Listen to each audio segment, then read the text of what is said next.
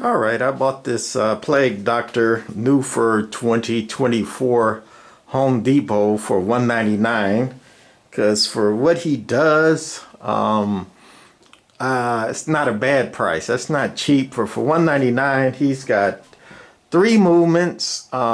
His head turns, his shoulders turn, and then it's a cane here. I got it disconnected now because I had to do some repairs for it. His cane is kind of a jump snap towards you. He, snaps out his arm with the cane and jump snaps the cane as he's talking. His Plague Doctor speech. And he lights up, his eyes light, and he's got like a luminary, glow thing around the top of his clothes. But anyway, the reason I'm doing this video is to show you I had two problems with mine. One is his head was turned to one side, cockeyed. Even though his head turns, it was basically leaning to his left all the time. Like, when it was mounted too far to his left. And my flashlight gonna go out now? All right.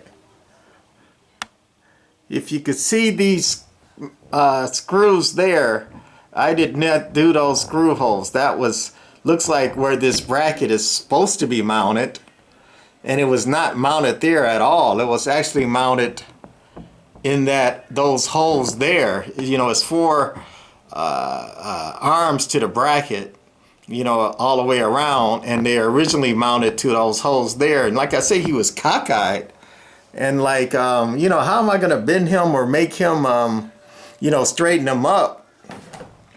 So I ended up unscrewing him from the holes he was screwed into, and had to, move his head over a little bit to the right to make him straighten up his head, because he was leaning too far right. He wasn't looking straight. He was looking to the right. And when his cane was all assembled, there's a little bird that goes on top of his cane. I guess you can see it in the picture here. And his head was turning too far right, and it was hitting the top of the cane and the bird. I'm like, that's not gonna work. So we had to take his head apart and again move it, and then put in the screws to straighten out his head. So that was one problem we found, and another, his snapping cane arm mechanism was binding up and sticking and all kind of stuff. And let me try not a flashlight's gonna work, I guess.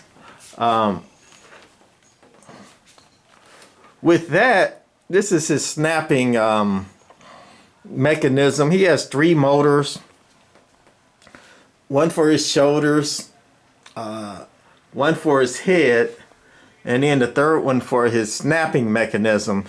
And it's basically this spring-loaded arm bar. Let's see.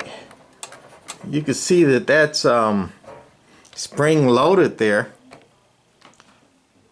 And you can see it's got like a metal bracket arm coming down, and it's connected to that motor, I guess, arm. And when that motor comes down, it's moving the arm will go forward a little bit, and then what happens is that motor will go far enough and that arm will completely release, and that spring will snap it, this arm all the way forward when that motor goes down far enough to completely release it. And that'll be his arm and his staff, going fully forward with the jumpscare mechanism. And then the motor turn completely around and go back and push the arm back again, and then stop in this reset position. I think he does that twice per cycle. But basically the motor will make one revolution, the arm will move a little bit as it goes forward, and then it'll completely release it, and this spring will snap it in all the way forward, and then the motor, as it turns around, it'll bring it back. But anyway, this is his arm mechanism sticking out, and it goes down to these two brackets.